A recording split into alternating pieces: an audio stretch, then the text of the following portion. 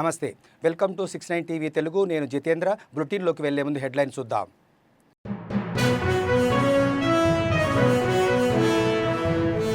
తెలంగాణ ప్రజలకు మాత్రమే జవాబుదారిని, రేవంత్ మాటలకు జవాబుదారిని కాదు. రాష్ట్రాలు బ్లాక్మెయిల్ రాజకీయాలు చేయడం సబబు కాదన్న కేంద్ర మంత్రి కిషన్ రెడ్డి.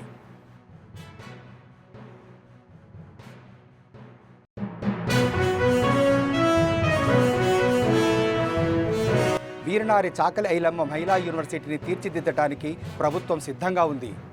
యూనివర్సిటీ ఉన్న హెరిటేజ్ బిల్డింగ్స్ను పరిశీలించిన డిప్యూటీ సీఎం బట్టి విక్రమార్క.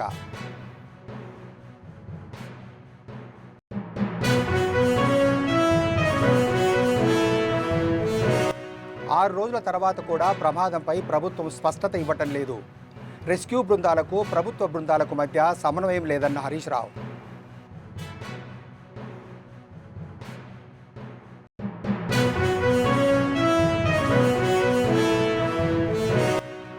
సాగునీటి ప్రాజెక్టులను బీఆర్ఎస్ ప్రభుత్వం కావాలని నిర్లక్ష్యం చేసింది.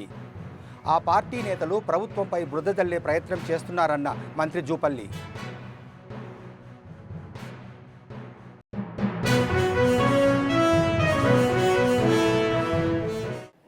ముఖ్యమంత్రి రేవంత్ రెడ్డి మమ్మల్ని అడిగి హామీలు ఇచ్చి అధికారంలోకి వచ్చారా? ప్రధానమంత్రి నరేంద్ర మోదీ బీజేపీ ప్రభుత్వం డబ్బులు ఇస్తేనే అభివృద్ధి పనులు చేస్తారని చెప్పటానికని కేంద్ర మంత్రి కిషన్ రెడ్డి ప్రశ్నించారు. రాష్ట్రాలు ఇలా బ్లాక్మెయిల్ రాజకీయాలు చేయడం ఎంతవరకు సబబని, లేనిది ఉన్నట్లుగా చెప్పడం అలవాటైందని ఆయన ఆగ్రహం వ్యక్తం చేశారు. రాష్ట్ర ప్రభుత్వాలకు సంబంధించి అనేక ప్రాజెక్టులను ఎప్పటికప్పుడు వివిధ విభాగాలతో మాట్లాడి ఉత్తరాలు రాస్తూ అభివృద్ధి పనులు జరిగేలా చూస్తున్నానని తెలిపారు. అసెంబ్లీ ఎన్నికల్లో రేవంత్ రెడ్డిని నమ్మి ఇప్పుడు ఆయన ఎలాంటి గాలి మాటలు మాట్లాడతారో ప్రజలు అర్థం చేసుకున్నారని తెలిపారు. తాను తెలంగాణ ప్రజలకు మాత్రమే జవాబుదారినని, రేవంత్ మాటలకు జవాబుదారిని కాదన్నారు కిషన్ రెడ్డి. దేశంలోనే ఉత్తమ యూనివర్సిటీగా వీరనారి చాకలి ఐలమ్మ మహిళా యూనివర్సిటీని తీర్చిదిద్దడానికి ప్రజాప్రభుత్వం సిద్ధంగా ఉందని, అందుకు కావలసిన నిధులను సమకూరుస్తామని ఉప ముఖ్యమంత్రి భట్టి విక్రమార్క తెలిపారు. గురువారం యూనివర్సిటీని సందర్శించిన ఆయన ముఖ్యమంత్రి రేవంత్ రెడ్డి ఆలోచన మేరకు యూనివర్సిటీ ప్రాంగణంలో ఉన్న హెరిటేజ్ బిల్డింగ్స్ను పరిరక్షణ చేయడంతో పాటు పునరుద్ధరణ చేయడానికి కావలసిన నిధులను ప్రభుత్వం ఇస్తుందని తెలిపారు. మహిళా విద్యార్థులకు కావలసిన తరగతి గదులు, ల్యాబ్స్, లైబ్రరీ, విద్యార్థులు, అధ్యాపకులు, సిబ్బంది ఉండటానికి కావలసిన వసతి గృహాలు, యూనివర్సిటీ వైస్ ఛాన్సలర్ కార్యాలయము, అతిథి గృహము, ఆడిటోరియం, పరిపాలనా విభాగానికి సంబంధించిన భవనాల నిర్మాణాలకు సంబంధించిన ప్రదేశాలను పరిశీలించి ఇంజనీరింగ్ అధికారులు రూపొందించిన భవన నిర్మాణ నమూనాలను ఆయన తిలకించారు. బీఆర్ఎస్ ఎమ్మెల్యే మాజీ మంత్రి హరీష్ రావు గురువారం ఎస్ఎల్బీసీ టన్నెల్ వరకు చేరుకున్నారు. టన్నెల్ వద్ద రెస్క్యూ ఆపరేషన్ పనులను పరిశీలించిన అనంతరం మీడియాతో మాట్లాడారు. సహాయక చర్యలకు ఎలాంటి ఆటంకం కలగవద్దనే ఇక్కడికి రాలేదని ఆయన తెలిపారు. ఘటన జరిగిన 6 రోజుల తర్వాత కూడా ప్రమాదంపై ప్రభుత్వం స్పష్టత ఇవ్వకపోవడంపై హరీష్ రావు మండిపడ్డారు. నేడు తమను అడ్డుకునే ప్రయత్నం చేస్తున్నారని, బాధిత కుటుంబాలను దాచిపెట్టారని అన్నారు. రెస్క్యూ బృందాలకు ప్రభుత్వ బృందాలకు మధ్య సమన్వయం లేదని తెలిపారు. మంత్రులు రోజు హెలికాప్టర్లో వస్తున్నారు పోతున్నారని, అదేమన్నా టూరిస్ట్ స్పాట్ అనుకుంటున్నారా అని హరీష్ రావు మండిపడ్డారు. సరే, మీరు 8-10 మంది లోపల పోండి అన్నారు. 8-10 మంది లోపల పోయిన తర్వాత మళ్ళీ లేలే 5గురే పోవాలి, 6గురే పోవాలి, ఒకటే కారు పోవాలని మళ్ళీ అక్కడ మమ్మల్ని ఆపి మమ్మల్ని లోపల పోకుండా ఇబ్బంది పెట్టే ప్రయత్నం చేసినారు. మీడియా నిన్నటిదాకా మీరు లోపల ఉన్నారు సెట్ కింద, ఇవాళ మేము వస్తున్నామని మిమ్మల్ని కూడా బయటకు గంటేసినట్టున్నారు. అంతేనా? బయటకు పంపించారు, మీడియాను కూడా ఇలా బయటకు పంపించిన పరిస్థితి ఉంది. అంటే ఈ రకంగా కుటుంబ సభ్యుల్ని మేము కలుద్దామనుకుంటే వాళ్ళను కూడా కలవనీయకుండా ఇలా కుటుంబ సభ్యుల నుంచి కూడా ఇక్కడ నుంచి పంపించి వేసి దాచిపెట్టిన పరిస్థితి కనబడతా ఉంది. ఎందుకు అంత భయం? ఇవాళ ఒక ప్రతిపక్షం వస్తే ప్రధాన ప్రతిపక్షంగా బాధ్యతాయుతంగా మేము ఆ కుటుంబాలను ఓదార్చాలని, వారికి ధైర్యం చెప్పాలని, మాకు తోచిన సూచనలు ప్రభుత్వానికి ఇవ్వడానికి వస్తే ఎందుకు ఈ రకంగా మమ్మల్ని అడ్డుకునే ప్రయత్నం చేస్తున్నారో, ఆ కుటుంబ సభ్యుల్ని దాచిపెట్టే ప్రయత్నం చేస్తున్నారు. ఇవాళకి 6వ రోజు మేము లోపలికి వెళ్ళి ఎన్డీఆర్ఎఫ్ టీంతో కలిసాం. సరే, నేను ఎన్డీఆర్ఎఫ్ సిబ్బందిని మనస్ఫూర్తిగా అభినందిస్తున్నా. వాళ్ళు చెప్పారు చివరి పాయింట్ వరకు మేము ఆల్మోస్ట్ 10 మీటర్స్లో చివరి పాయింట్లో 1.2 మీటర్స్ మాత్రమే స్పేస్ ఉంది. అక్కడి వరకు కూడా పాక్కుంటూ వెళ్ళి చూసాము, అక్కడ ఆక్సిజన్ లేదు, అక్కడి వరకు కూడా వెళ్ళి వచ్చామని చెప్పి ఎన్డీఆర్ఎఫ్ బృందం మాకు ఎక్స్ప్లెయిన్ చేసినది. వారి ప్రయత్నాన్ని నేను తప్పకుండా అభినందిస్తా ఉన్నా. అయితే అక్కడ అర్థమైంది ఏంటంటే, నేను చాలా మందిని కలిసాను. రైల్వే టీం ఉంది అక్కడ, సింగరేణి టీం ఉంది అక్కడ. అసలు మొత్తంగా చూస్తూ ఉంటే గత 5-6 రోజుల నుంచి వివిధ బృందాల మధ్య ప్రభుత్వం సమన్వయం సాధించడంలో పూర్తిగా ఫెయిల్ అయింది. లైక్ ఎన్డీఆర్ఎఫ్ ఉంది, నేవీ టీమ్స్ ఉన్నాయి, రైల్వే టీమ్స్ ఉన్నాయి, సింగరేణి టీమ్స్ ఉంది, ర్యాట్ హోల్ మైనర్స్ వచ్చారు, geological survey of India team వచ్చింది, హైడ్రా టీం వచ్చింది, ఎల్ఎన్టీ టీం వచ్చింది. Like that so many teams have come. ఇంతమంది మధ్యలో అసలు ఎవరు ఏం పని చేయాలి, హౌ టు గో ఫార్వర్డ్ అనే విషయంలో డైరెక్షన్ లిస్ట్లో ఉన్నారు అందరు. ఒక స్పష్టమైన డైరెక్షన్ లేదు. 6 రోజుల వరకు డైరెక్షన్ ఇవ్వకుండా ప్రభుత్వం ఉంటుందండి? 6 రోజుల వరకు కూడా మీరు డైరెక్షన్ ఇవ్వకపోతే లోపల ఉన్న వాళ్ళ ప్రాణాలు ఏమవుతాయి? అసలు ఏ రకంగా ముందుకు పోవాలని నిర్ణయం తీసుకోవడానికి 6 రోజులు పడుతుందా? ఇదేమన్నా టూరిస్ట్ ప్లేసా? మంత్రులు పొద్దుగాలు వస్తారు, సాయంత్రం పోతున్నారు, సాయంత్రం వస్తారు, పొద్దుగాలు పోతున్నారు హెలికాప్టర్ వేసుకొని. ఎలక్షన్ ప్రచారం పోతున్నారు. ముఖ్యమంత్రి ఇంతవరకు రాడు, డైరెక్షన్ లేదు. మంత్రి గారు రోజు సాయంత్రం వస్తుడు, పొద్దుగాలు వేసిపోతుండు. యాడికి పోతుండు? ఇంతకంటే ముఖ్యమైన పని ఏముంటుంది రాష్ట్రంలో? అసలు ఒక డైరెక్షన్ ఇయ్యరా మీరు? ఎలా ముందుకు పోవాలి, వాళ్ళ ప్రాణాలు కాపాడడానికి రిలీఫ్ మెజర్స్కి ఒక స్పష్టమైన ఒక విధి విధానాన్ని, ఒక డైరెక్షన్ నిర్ణయించే బాధ్యత ప్రభుత్వానికి లేదా అని నేను అడుగుతా ఉన్నా. ఇవాళ 6వ రోజు, ఇప్పటికీ కన్వేయర్ బెల్ట్ పనిచేయడం లేదు. You are not able to repair the conveyor belt. 6 రోజులు పడుతుందా కన్వేయర్ బెల్ట్ రిపేర్ చేయడానికి? It's a matter of hours. కొద్ది గంటలు కరెక్ట్గా డైరెక్షన్ ఇచ్చి ఉంటే కన్వేయర్ బెల్ట్ను మరమ్మతు చేస్తే ఆ లోపలుండే మక్కంతా కూడా బయటకు తేవడానికి అవకాశం ఉంటుంది. అది ఎందుకు లేట్ అవుతుందో, మరి ఎక్కడ డైరెక్షన్ మిస్ అవుతుందో నాకు తెలియదు. కృష్ణ బేసిన్లోని సాగునీటి ప్రాజెక్టులను గత బీఆర్ఎస్ ప్రభుత్వం కావాలనే నిర్లక్ష్యం చేసిందని, మళ్ళీ ఇప్పుడు వచ్చి మాపై బురద జల్లే ప్రయత్నం చేస్తున్నారని మంత్రి జూపల్లి కృష్ణారావు బీఆర్ఎస్ నాయకుల తీరుపై ఆగ్రహం వ్యక్తం చేశారు. దక్షిణ తెలంగాణ వరప్రదాయిని లాంటి పాలమూరు, రంగారెడ్డి, ఎస్ఎల్బీసీ వంటి ప్రాజెక్టులను పూర్తి చేయడంలో గత బీఆర్ఎస్ ప్రభుత్వం విఫలమైందని మండిపడ్డారు. కృష్ణ బేసిన్లోని సాగునీటి ప్రాజెక్టులను పూర్తి చేయాలనే చిత్తశుద్ధి గత ప్రభుత్వానికి లేదని, ఉద్దేశపూర్వకంగా ఈ ప్రాంత ప్రాజెక్టులకు నిధులు కేటాయించకుండా పనులను పెండింగ్ పెట్టారని ధ్వజమెత్తారు. గత బీఆర్ఎస్ ప్రభుత్వం చేసిన నిర్వాహకం వల్ల ప్రతి సంవత్సరం 100 టీఎంసీల నీటిని నిల్వ చేసుకునే సామర్థ్యాన్ని దక్షిణ తెలంగాణ ప్రాజెక్టులు కోల్పోయాయని ఆవేదన వ్యక్తం చేశారు. 19 ఇప్పటికి 9 కిలోమీటర్లు కాలే. అంటే గడచిన 10 సంవత్సరాల కాలంలో గొప్పగా పరిపాలన చేసిన, రైతుల పట్ల ప్రేమ చూపించినమని చెప్పుకునేటువంటి కేసీఆర్ అయినా, హరీష్ అయినా, కేటీఆర్ ఇంకోరైనా, మరి 10 సంవత్సరాలలో కేవలం మీరు 10-11 కిలోమీటర్లు తవ్వింది. అంటే ఎందుకని? నిధులు లేవా అంటే 8 లక్షల కోట్ల అప్పు తెస్తుంది, నిధులుండే ధనిక రాష్ట్రమే. మరి ఎందుకోసమని పూర్తిగానే ఇదే కాళేశ్వరంలో రాష్ట్రంలో ఇతర ప్రాజెక్టులు మొత్తం వస్తే సుమారుగా 100-120 కిలోమీటర్ల పైన, 120 కిలోమీటర్ల పైనే సొరంగాలు తవ్వింది కదా కొత్త ప్రాజెక్టులో. మరి దీన్ని ఎందుకు పెండింగ్ పెట్టిండ్రు? కారణం ఏంది అంటే 3 కారణాలు. అంటే ఇది తవ్వితే ఇది పడిపోదని ముందే మీకు ఏమైనా కలబడ్డదా?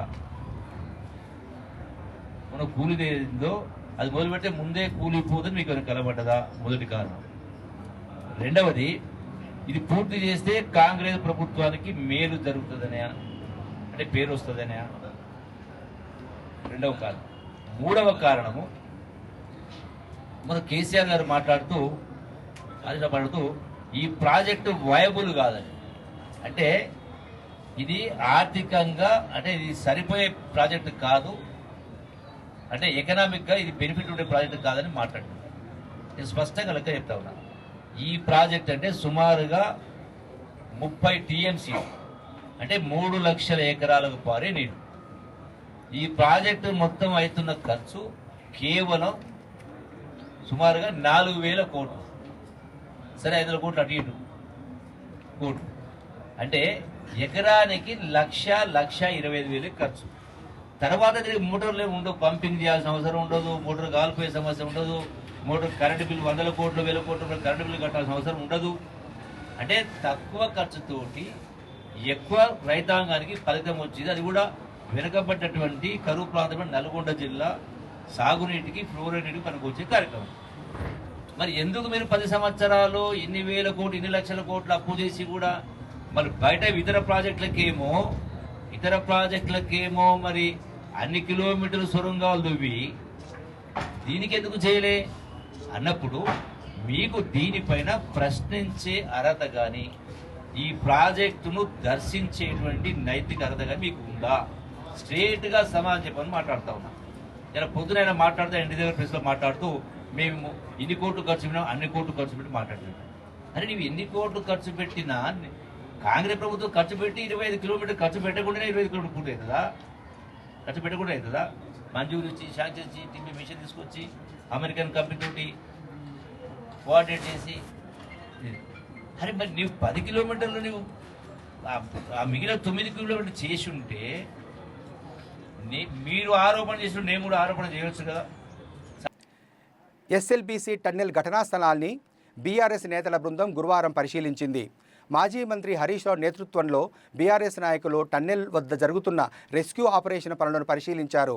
అనంతరం వారు మీడియాతో మాట్లాడుతూ ఈ ఘటనను రాజకీయం చేయబోమని మాజీ మంత్రి నిరంజన్ రెడ్డి స్పష్టం చేశారు. కార్మికులు క్షేమంగా బయటికి రావాలని తాము కోరుకుంటున్నామని, నీళ్లు ఇచ్చే ఉద్దేశంతో ఎస్ఎల్బీసీ ప్రాజెక్టు ప్రారంభించలేదని గతంలోనే కేసీఆర్ అసెంబ్లీలో ప్రకటించారన్నారు. 2 కొండల మధ్య ఉన్న టన్నెల్ భాగంలో ఈ ప్రమాదం జరిగిందని నిపుణులు చెబుతున్నారని ఆయన తెలిపారు. పనులు ప్రారంభించే ముందు ప్రభుత్వం ఎలాంటి జాగ్రత్తలు తీసుకున్నారో చెప్పాలని నిరంజన్ రెడ్డి డిమాండ్ చేశారు.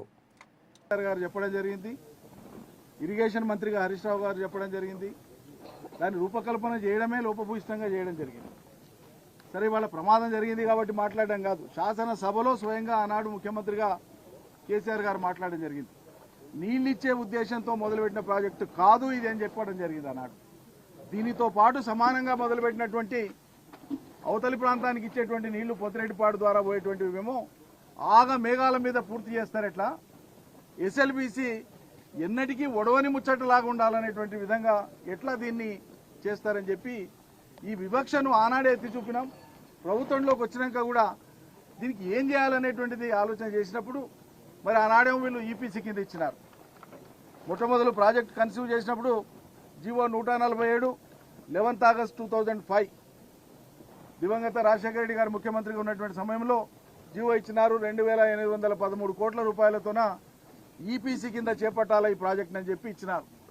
ఇన్వెస్టిగేషను, సర్వే, దానికి సంబంధించినటువంటి టోటల్ ఎస్టిమేట్స్ అంతా కూడా ఈపీసీ సిస్టంలో ఏజెన్సీ వాళ్ళే, జయప్రకాష్ అండ్ అసోసియేట్స్ ఏజెన్సీ వాళ్ళకే అప్పచెప్పినారు. వాళ్ళు చేసిన దాని ప్రకారంగానే ముందుకు పోయినారు. టనల్స్ ఒకటే కంపారిజన్ నేను చెప్తున్నాను. ఇలా పాలమూరు రంగారెడ్డి ప్రాజెక్టులో హరీష్ రావు గారి నేతృత్వంలో కేసీఆర్ గారి అజమాయిషిలో వారి మానసపుత్రికగా వచ్చినటువంటి పాలమూరు రంగారెడ్డి దాదాపు 63-64 కిలోమీటర్ల టనల్స్ ఉన్నాయి. దాంట్లో 11.5 మీటర్లు, ఇక్కడ ఉండే టనల్ 9.2 మీటర్లే. కానీ పాలమూరు రంగారెడ్డిలో 11.5 మీటర్ల టనర్లు ఉండేటువంటివి 60 కిలోమీటర్ల పైచిలకు మేము 2.5-3 ఏళ్ల లోపల టనల్స్ వరకు కంప్లీట్ చేసేసినాం. క్యాజువాలిటీస్ లేవు, భారీ క్యాజువాలిటీస్ ఏం లేవు. టనల్స్ కంప్లీట్ అయిపోయినాయి, ఫలితానికి సిద్ధంగా పెట్టినాం. కానీ ఇలా 15 మాసాలుగా ఈ సర్కారు పాలమూరు రంగారెడ్డి ద్వారా నీళ్ళు ఇవ్వాలనేటువంటి ఆలోచన లేకుండా పనిచేస్తాం. ఫలితం ఇవ్వడానికి సిద్ధంగా ఉన్న ప్రాజెక్ట్ అది. ఎందుకు ఆ టనల్స్ సక్సెస్ అయినాయి? కారణం ఏంటంటే ఆ టనల్ సక్సెస్ కావడానికి డ్రిల్లింగ్ అండ్ బ్లాస్టింగ్ మెకానిజం అంటాం, దాన్ని DBM సిస్టమ్ అంటాం. అవసరమైన చోట ఆడిట్స్ పెడతారు. దీనికి సాంకేతికంగా వాళ్ళు ఒకటే మాట మాట్లాడతారు. పర్యావరణ అనుమతులు, టైగర్ ప్రాజెక్టు, ఫారెస్ట్ అనుమతులు ఇవన్నీ ఉన్న కారణంగా వీటి అన్నిటి కారణంగా మేము ఈ తరహా టనల్ను టేకప్ చేసినాం అనేటువంటి మాట చెప్తారు. టనల్ బోరింగ్ మిషన్ ద్వారా మాత్రమే ఇది సాధ్యము, ఇంకో రకంగా అవకాశం లేదు అనేటువంటి మాట చెప్తారు. ఇది సాధారణ పరిస్థితులలో నియమ నిబంధనలను దృష్టిలో పెట్టుకొని ఎప్పుడైనా పాలనలో ఉండేటువంటి అధికారులు ఇచ్చే సూచన సలహా ఇది. ఎందుకంటే నియమ నిబంధనలు అట్లే ఉంటాయి. కానీ ఒక ప్రత్యేక సంకల్పం ఉండేటువంటి రాజకీయ నాయకత్వం ప్రజలకు నీళ్ళు ఇవ్వాలనుకున్నప్పుడు వాటికి మినహాయింపు ఎట్లా తీసుకొని పర్యావరణానికి దెబ్బ తగలకుండానే ఈ ప్రాజెక్టును పూర్తి చేసి ప్రజలకు ఎట్లా ఇవ్వాలనో ఆలోచించేటువంటి విజ్ఞత నీళ్ళు ఇవ్వాలన్న సంకల్పం ఉంటేనే ఉంటుంది. ఏపీలోని అన్నమయ్య జిల్లా ఓబులవారిపల్లె పోలీస్ స్టేషన్లో పోసాని కృష్ణమురళి విచారణ ముగిసింది. పోలీసులు పోసారిని 9 గంటల పాటు ప్రశ్నించారు. విచారణ ముగియడంతో ఓబులవారిపల్లె పిఎస్ నుంచి రైల్వే కోడూరు జడ్జి నివాసానికి పోసారిని తరలించారు. పోలీసులు పోసారిని పూర్తి ఆధారాలతో జడ్జి ముందు హాజరుపరచనున్నారు.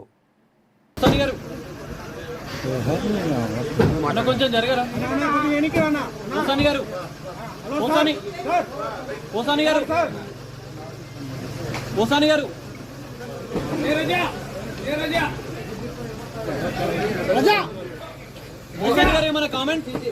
Any comment? మోసాని గారు ఎనీ కామెంట్?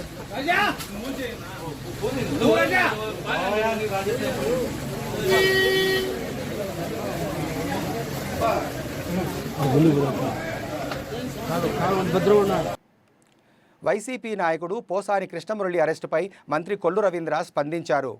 మురళీకృష్ణ అరెస్టు అక్రమం కాదన్నారు. గతంలో పోసాని మాట్లాడిన తీరు ప్రతి ఒక్కరికి తెలిసిందేనని, చంద్రబాబు, పవన్ కళ్యాణ్, లోకేష్లపై ఏ విధంగా మాట్లాడారో ప్రజలు మర్చిపోలేదన్నారు. సోషల్ మీడియాలో అనుచిత పోస్టులు పెట్టే ఏ ఒక్కరిని కూటమి ప్రభుత్వం వదిలిపెట్టదన్నారు. పోసాని మురళీకృష్ణ అని అయినా ఏ రకంగా వాళ్ళు మాట్లాడదు గతంలో మనం చూసాం. ఎప్పటికైనా సరే అధర్మంగా ప్రవర్తించిన వాళ్ళు ఖచ్చితంగా అధర్మం వాళ్ళు శిక్షిస్తారు. ధర్మాన్ని కాపాడితే ధర్మం మనల్ని కాపాడుతుంది.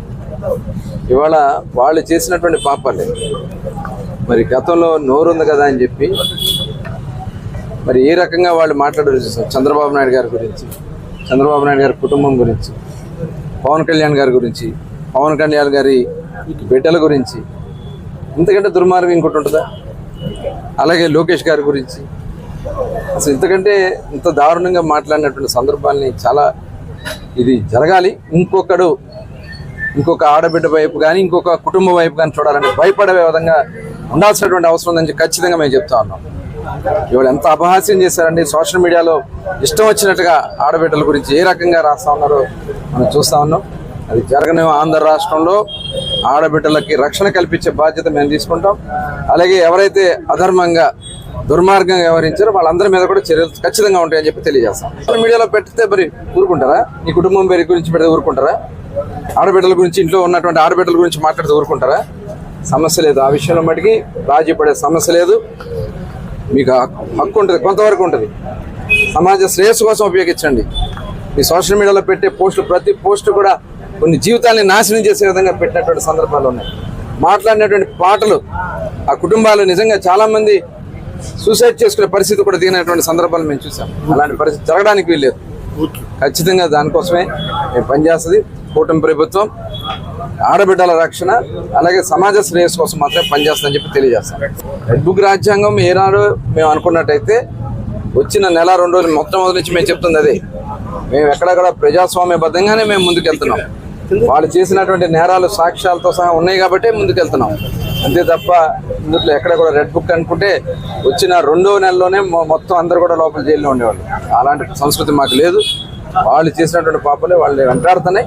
ఖచ్చితంగా అదేమి దశల వారీగా ఎవరైతే అధర్మంగా వ్యవహరించారో, ఎవరైతే దుర్మార్గంగా వ్యవహరించారో వాళ్ళందరూ కూడా ఖచ్చితంగా చర్యలు తీసుకోబడతాయి.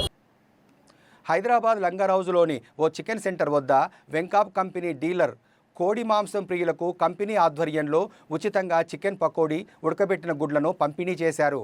కోళ్లకు వైరస్ సోకుతున్న నేపథ్యంలో వ్యాపారాలు జరగక యజమానులు ఇబ్బంది పడుతున్నారు.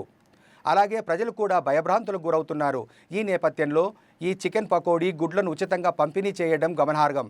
చికెన్ తింటే ప్రమాదమని, తినడానికి ప్రజలు భయపడుతున్నారని, వారిలో అపోహ తొలగించడానికి ఉచితంగా పంపిణీ చేశామని డీలర్ చెప్పారు. వెంకాప్ కంపెనీ ఆధ్వర్యంలో 20 కేజీల చికెన్ పకోడీ, సుమారు 2000 ఉడకబెట్టిన గుడ్లు పంపిణీ చేసినట్టు తెలిపారు.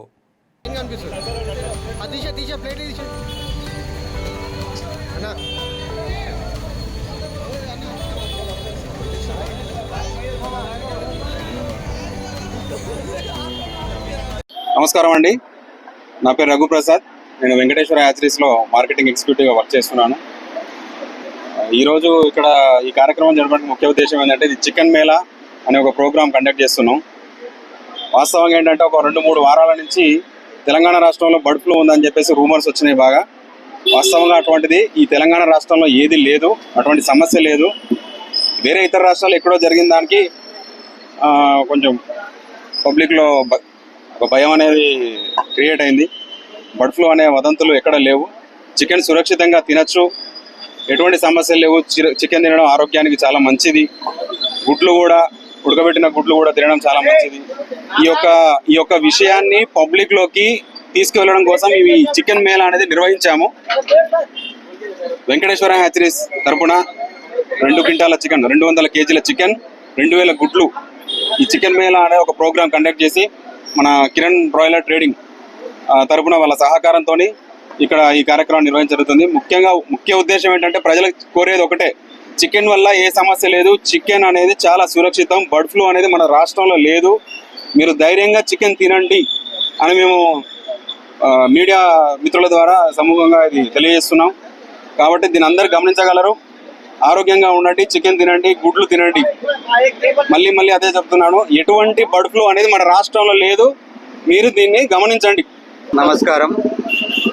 ఈ కార్యక్రమం ఏమంటే చికెన్ మేళా అంటే పబ్లిక్లో ఉన్నటువంటి ఒకటి భయం, ఈ బర్డ్ ఫ్లూ అనే భయం వచ్చినందుకు దీనికి చికెన్ మేళా పెట్టి, ఎగ్ మేళా పెట్టి అందరికీ తినిపిస్తున్నాము. దీంతో ఎలాంటి భయం లేదు, నిర్భయంగా తినొచ్చు, చికెన్ తినొచ్చు, గుడ్డు తినొచ్చు. మేము కూడా రోజు తింటున్నాం. దీంతో ఏ ఇబ్బంది లేదు. మన దగ్గర బర్డ్ ఫ్లూ అనేది లేదు. అందుకనే నిర్భయంగా అందరు తినండి. ఈ మీడియా మిత్రుల ద్వారా అందరికీ తెలియజేస్తున్నాం.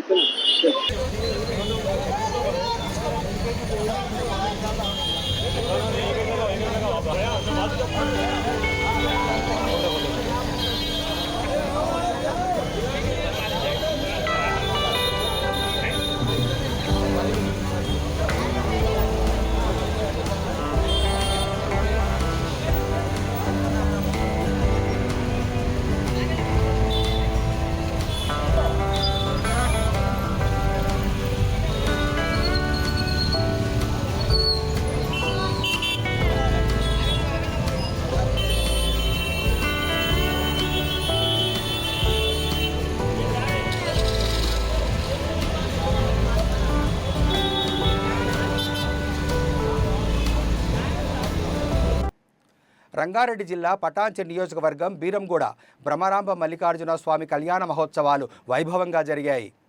వేద పండితుల మంత్రోచ్చారణల మధ్య కళ్యాణ మహోత్సవాన్ని తిలకించేందుకు వచ్చిన అశేష జనవాహిని మధ్య ఘనంగా జరిగాయి. ఆలయ ఈవో శశిధర్ గుప్తా, ఆలయ పాలక మండలి చైర్మన్ సుధాకర్ యాదవ్ పట్టు వస్త్రాలు సమర్పించారు. ఈ సందర్భంగా ఆలయ చైర్మన్ సుధాకర్ యాదవ్ మాట్లాడుతూ బ్రహ్మరాంబ మల్లికార్జున స్వామి 5 రోజుల బ్రహ్మోత్సవాల్లో భాగంగా 3వ రోజు కళ్యాణ మహోత్సవం జరిగిందని, గత 3 రోజులుగా సుమారు 5 లక్షల మంది భక్తులు స్వామివారిని దర్శించుకున్నారని, ఇంకా 2 రోజుల కార్యక్రమాలు మిగిలి ఉన్నాయని, వాటిని కూడా విజయవంతంగా పూర్తి చేస్తామని తెలిపారు.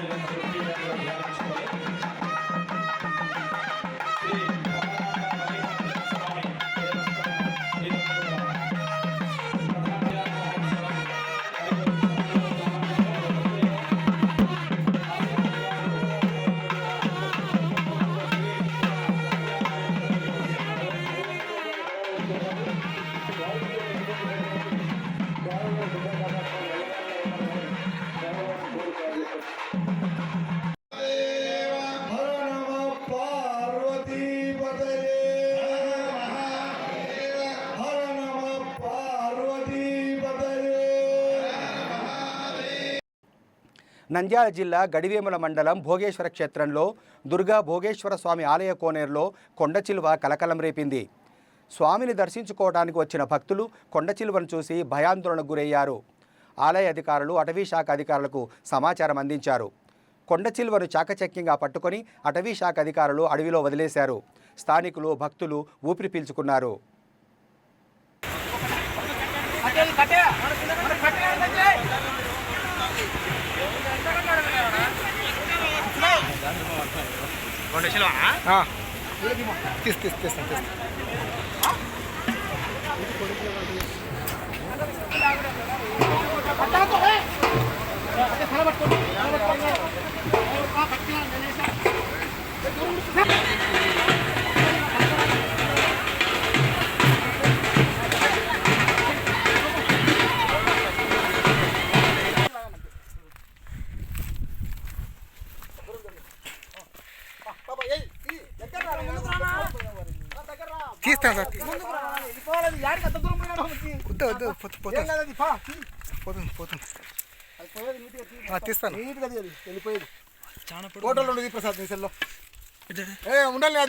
ఉంటా సార్ ఉంటుంది నువ్వు తీపా నీ సెల్ ఇంకోటి ఉంది కదా అదే నాది నీ ప్రసాద్ నీది అడిగా ఫోటో కూడా తీసిన సార్ దీనిలోనే వీడియో కంటిన్యూ ఫోటోలు కంటిన్యూ ప్రసాద్ వెళ్ళిపోతా ఇంటికి పొమ్మ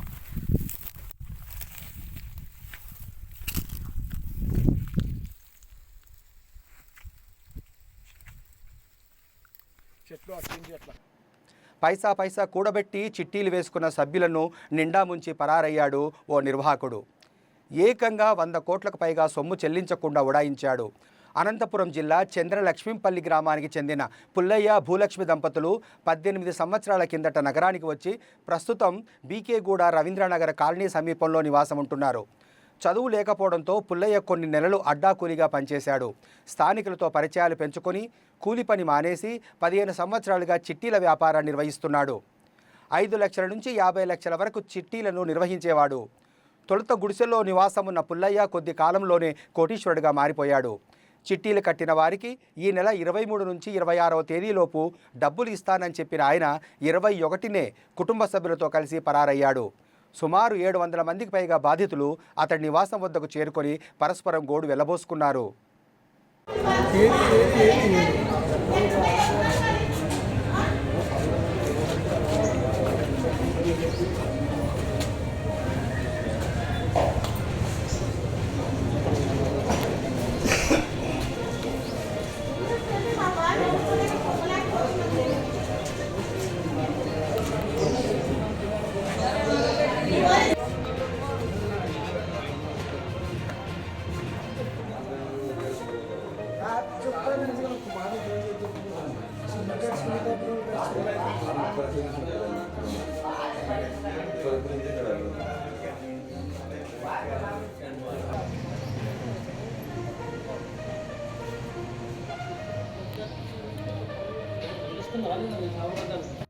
బులెటిన్ ముగించే ముందు హెడ్లైన్స్ మరోసారి.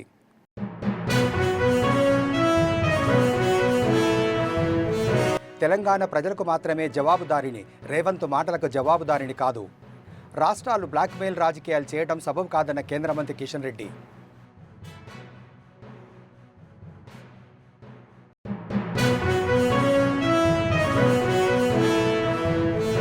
వీరనారి చాకలి ఐలమ్మ మహిళా యూనివర్సిటీని తీర్చిదిద్దడానికి ప్రభుత్వం సిద్ధంగా ఉంది. యూనివర్సిటీ ఉన్న హెరిటేజ్ బిల్డింగ్స్ను పరిశీలించిన డిప్యూటీ సీఎం బట్టి విక్రమార్క.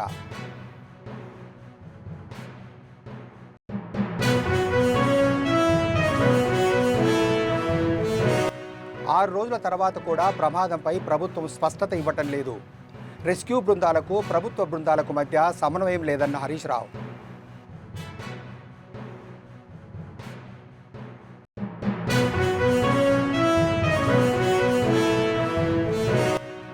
సాగునీటి ప్రాజెక్టులను బీఆర్ఎస్ ప్రభుత్వం కావాలని నిర్లక్ష్యం చేసింది. ఆ పార్టీ నేతలు ప్రభుత్వంపై బురద జల్లే ప్రయత్నం చేస్తున్నారన్న మంత్రి జూపల్లి.